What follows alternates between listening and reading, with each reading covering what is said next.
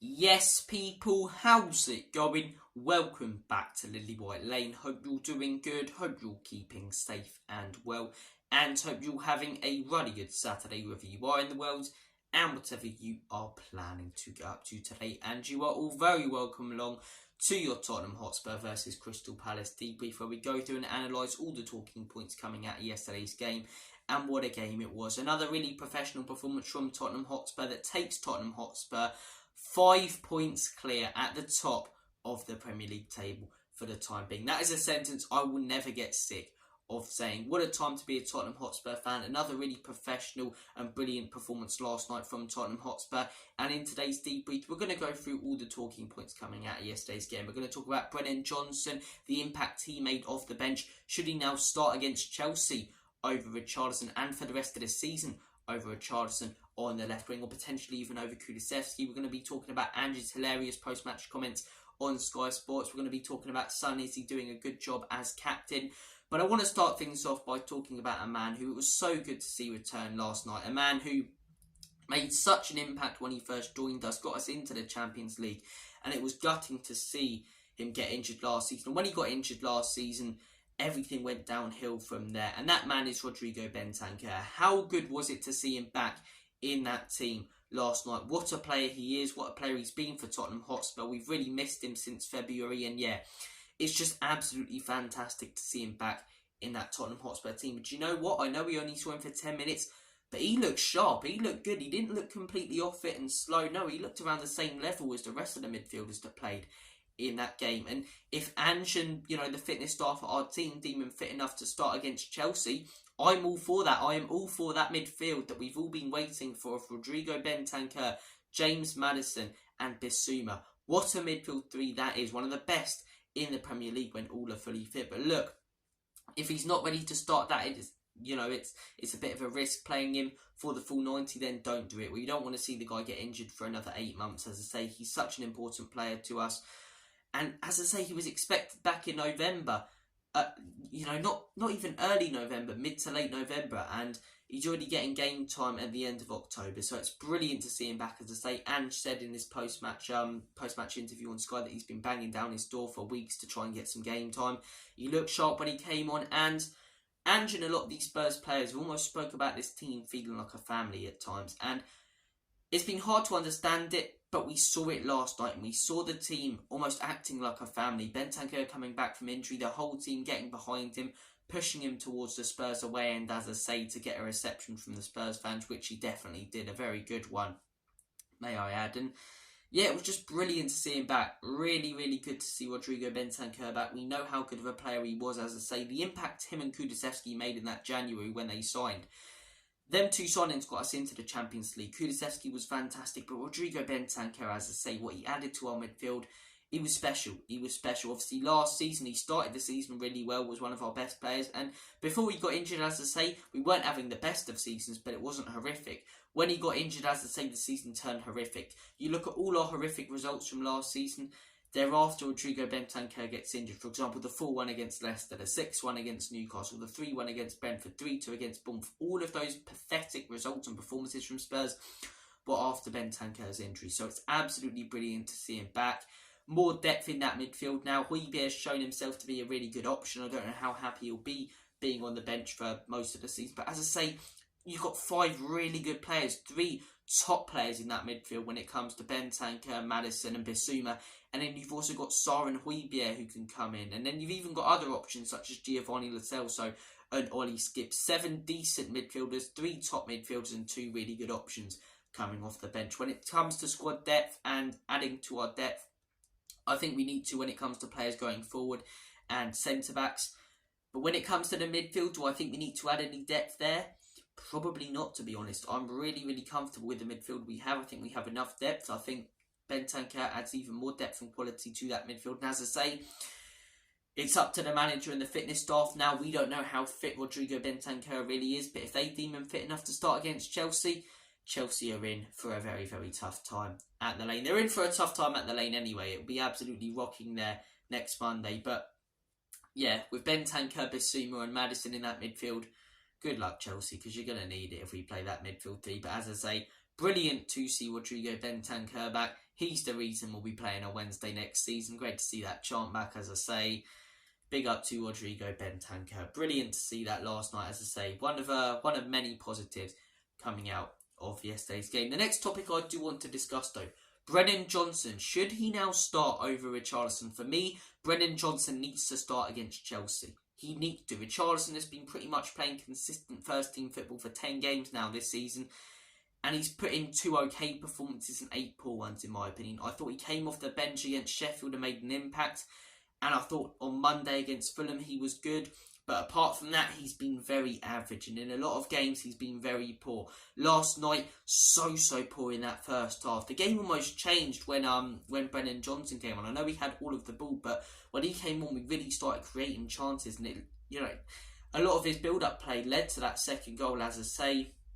Got the assist for that second goal. He just looked dangerous. He just looked sharp. Whereas Richarlison, every time he's on the ball and has been on the ball this season, he's looked clunky. He's made the simplest of passes look difficult for him. And he does some good, and he has done some good. But what is this now? Has done some good FC. We're going to start him because he tries his best. No, he doesn't have the ability, in my opinion.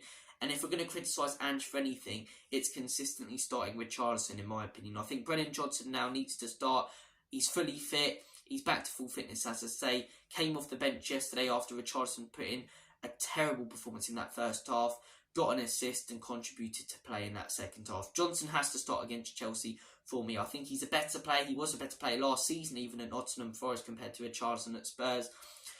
We've seen the season, and as I say, over 25% of this season now, and the whole of last season.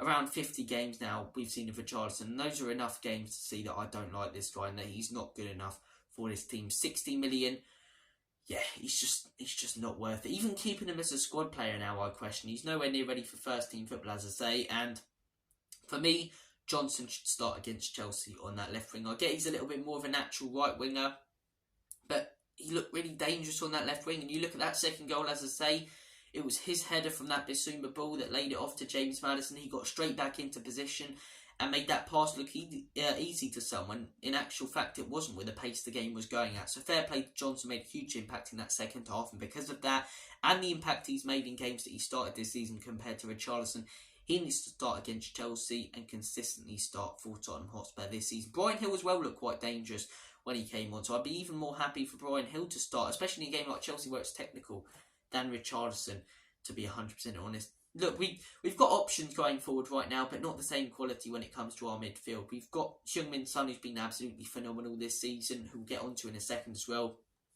Kulusevski's been good this season. We've got a lot of good players. We've got a world-class player in Heung-min Son and a lot of good players when it comes to our attacking options. But when it comes to the midfield, as I say, we've got 3 top tier options. 3, in my opinion, world-class midfielders, and then 2 really good options. So look, maybe we need to add some more quality when it comes to our front 3 in the January transfer window if we're serious about a title charge or even a top 4 charge. In my opinion, centre-backs are more important, and a left-back we sort of drop off yesterday with Ben Davies compared to Udogie. So look, January transfer window for me, we need to look at defenders. But as I say, I wouldn't be opposed if we get those defenders to signing another attacking player. And for me, Johnson needs to now start over Richarlison, because I'm just fed up with the guy, to be 100% honest with you. It's not just his performances, but his ego. And I know he's pissed off with himself when he comes off looking all annoyed, but I just want to punch the guy when he's just coming off looking so annoyed. And it's like moaning last season about not getting game time under Antonio Conte, and it was like when Antonio Conte got sacked, we knew Conte was right, but it's right now. You put in performances now, mate, because you wanted this guy to get sacked. You were annoyed that he didn't start you, and he's been starting consistently this season, and he's been just as crap as last season. I'm fed up with this pigeon knobhead. I really am. I know Everton fans like him, but as I say, I'm done with him. I really am done with him. There's players who should go before him, because at least, he tries when he's on that pitch, but he just doesn't have the ability. He really doesn't have the ability. So look, Richarlison, for me, he needs to be dropped from that team. I want nothing more than him to excel. As I say, I know I'll just call him a knobhead, but that is because I did get quite annoyed there. I want nothing more than him to succeed in this team, but I just can't see it. I cannot see it. I've seen enough of the guy, man. And if he was going to make an impact at the club, we would have at least seen some really good signs by now, and we haven't. Johnson, on the other hand, only joined in the summer. only made a couple of appearances, and in those couple of appearances against Arsenal, he looked dangerous, and last night he got an assist. Johnson has to start consistently now for me. Want to move on to Heung-min Son. There were a lot of questions about Heung-min Son becoming captain before the season. Is he really that leader in that team? He's shown everyone he can be a captain. He's shown that he's a leader by his post-match celebrations and antics and the way he's led that team. Yesterday, as I say, something that I saw that was so brilliant was after we scored that second goal, as I say, commanding the team, telling them to get up for it, you know, pointing towards his head, keep your heads, lad. He really is a top captain, and even me, I thought he would lead by example, which he has done this season more than I expected and a lot of fans expected. But he's also leading by the gestures he's, using and the way he's commanding players to do things. I'm loving everything about Heung-min Son this season, and even our vice captains. Maddison could make a claim to be captain. Romero definitely could, but Heung-min Son, he's leading by example, as I say, banging in goals left, right, and centre right now. An absolute fire. Another brilliant finish from him last night. Questions about can he replace Harry Kane or how will Spurs replace Harry Kane's goals? Heung-min Son, that's how Spurs will replace Harry Kane's goal. That's the new partnership we've got, Maddis and Son. But as I say, Heung-min Son, he's leading by example as captain, and he's leading the team, as I say, with the way that he's commanding them and conducting the way we play. Big up to him, as I say, proving the doubters wrong. A lot of YouTube channels, a lot of Spurs YouTube channels, way too harsh on this guy at the beginning of the season and last season. Even when he weren't scoring in those first 3 games, I said the goals would come. And since that Burnley game, guy's been absolutely superb. And in the same YouTubers who have been, saying all this confidence, going, my winger. So hang on a second. You were going mental at him last season when he was injured for the whole season. And all going mental at him for the first 3 games just because he wasn't scoring or assisting when he was actually putting in good performances. It was easy to see that the goals and assists would come, and they are coming now. And fair play to Sonny, as I say, proving the doubters wrong, both Spurs fans and opposition fans. One of the best foreign players this league has ever seen. And long may his great form continue. As I say, he wants to play for Spurs. He wants to stay at Spurs. Let's keep him at Tottenham Hotspur. But look, another thing I do want to move on to, Ange Postecoglou. You get the vibe when you listen to him and watch him, that it's just like talking to your mate down the pub, isn't it? It's just like, he's genuinely a good laugh, and he's a genuinely nice bloke, which you don't get with a lot of managers nowadays. They come across as robots. They come across, a bit patronising, to be 100% honest. A lot of managers think they're better than the average fan, and they talk about fans, but I don't think they really get the fans. Ange Postecoglou does. The way he speaks in the press conferences are absolutely fantastic. Just comes across as a really intelligent bloke who can have a laugh and obviously enjoys his football, a manager who enjoys managing football. And what he's doing in this football club right now is absolutely superb. We spoke, every single week about what he's doing on the pitch, and he got it absolutely spot on yesterday with the substitutions. That changed the game again. So he won't go too in-depth about, what he's doing on the pitch, because we speak about that every week and it's absolutely fantastic. But even off the pitch, he's a genuinely nice manager.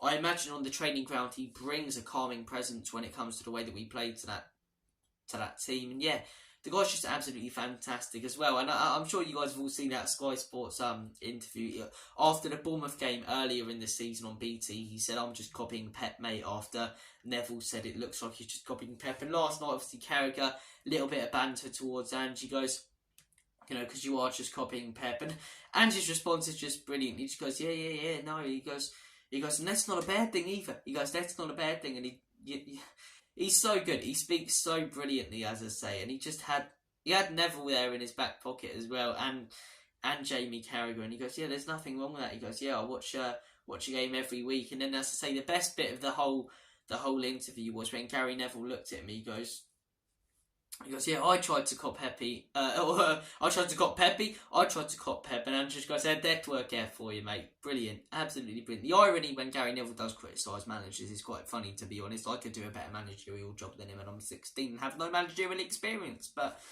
as I say, brilliant. And even the end of the interview, I didn't see it live because I was doing my match reaction at the time. So I went back and rewinded it. And then the end where they go, thank you, Andrew. And he goes, yeah, I'm just going to go watch Man City. What a guy. What a guy. That quote, mate. What a guy. Oh, he's such a good manager. He's such a good manager. He's so relatable. He's so likeable. I think that's why every opposition fan is enjoying the football he's getting this Spurs team playing. And yeah, he's brought such a positive vibe to this football club. And comparing the team and the the feeling around the club from this season to last season, it's comparing night and day. It really is. Ange Postecoglou, bloody legend, mate. Moving on to the next thing I do want to talk about, one of the final things I do want to talk about. Spurs have been lucky, according to a lot of opposition fans. I see a lot of opposition fans going, oh, their luck will run out soon. What luck? What are you actually waffling on about? We've had one game this season where I'd actually accept that we were a little bit lucky in the Liverpool game, but you have to create your own luck and score that goal at the end, which Tottenham Hotspur did. How were we lucky last night? Crystal Palace had more chances than us, but someone who's saying we were lucky last night clearly hasn't watched the game, because we limited their threat. They didn't have any clear-cut chances or anything where you go, oh, if only they scored that, it would have been a different game. We had all of the ball. We buried our chances in the second half. We got the deflection for the first goal, where you create your own luck, and as I say, Maddison fizzes it in. But anyone's going to tell me that second goal is luck? Come on, man. Come on. You're talking absolute pygmy hippo shit if you say that second goal was luck. Brilliant from Bissouma. Just gorgeous football all round from Tottenham Hotspur. Dominated the game. And what, we're lucky because Jordan Ayew scored a late goal, and apart from that, Palace offered nothing? It's just a nonsense narrative from opposition fans, and it's born out of jealousy. It's born out of jealousy from fans of clubs who are behind us, such as Man United fans who wish that their team were doing what we're doing right now. And it's also born out of worry from Arsenal fans and Chelsea fans about the fact that this Tottenham Hotspur team are serious and aren't mucking about, and they can't banter us all season like they normally, would and like they want to. So, look, as I say, lucky, Spurs lucky. Absolute nonsense claim. Absolute nonsense claim. The final thing I do want to talk about in today's video is Cuti Romero. I saw a stat last night that he played the most passes any Spurs player has in 15 plus years. And as I say, what a player he's been. What a player Cuti Romero has been this season. Been so professional, calm on the ball. Comparing him to the player he was last season is night and day. He's taken the reckless part of his game out of it. And I think there's two reasons for that. One, the responsibility now of being vice-captain, and two, the players surrounding him. Last season, he had Emerson to his right, as I say. He had Eric Dyer or Davinson Sanchez partnering him in that back line. And he had Ben Davies on the left. Now he's got Udogie. Now he's got Mickey van der Ven. Now he's got Porro. Now he's got quality all around him. And when you've got quality players, they don't necessarily improve your quality, but they bring you back to the player that you should be. Whereas Eric Dyer brought down his level, and the players around him brought down his level, in my opinion, last season. But look, the guy's taking that reckless part of his game out of it, as I say. He just looks so calm, looks so good. And again, a brilliant piece of defending, that set piece that was so dangerous where he heads it over. If he doesn't do that, it's 2-1 in about the 80th minute. And we're not just in for a tense last few minutes after the Ayew goal. We're in for a tense last 20 minutes. So, crucial bits of defending again from Romero. That's 2 games this season, or 2 games this week that he's been brilliant. You know that Player of the Month will probably be given to Mohamed Salah, because people at Sky Sports will be like, oh, we can't give it to a Spurs player again, or can't give it to a Spurs manager again. But really, Player of the Month and Manager of the Month, we're top of the league, 5 points clear. It should be Ange Postecoglou, 3 wins out of 3 this month, and it should, and only 1 goal conceded as well. And it should be Romero, because of the fact we've only conceded 1 goal, because of how amazing a defender he's been. And you could argue that all 3 performances we've put in this month have been man of the match performances from him. So look, brilliant stuff from Romero last night. Brilliant stuff all round from Tottenham. Great to see Bentacur return. Comment your thoughts down below on that. Comment your thoughts down below on all the topics we've discussed today. Should Brennan Johnson start over Richarlison? Have Spurs been lucky? Also, make sure to smash that subscribe button, hit that like button as hard as you possibly can, and tap the notification bell so you'll be notified about every single new piece of Tottenham Hotspur content on the channel. Thank you, bloody legends, for watching. Ange Postecoglou, mate. Why have I said why? That's Geordie. Take care of yourselves, guys. I'm waffling now. See you later. And as always, Comedy Spurs, in Big Ange we trust. Enoch and Levy out. Top of the league, baby.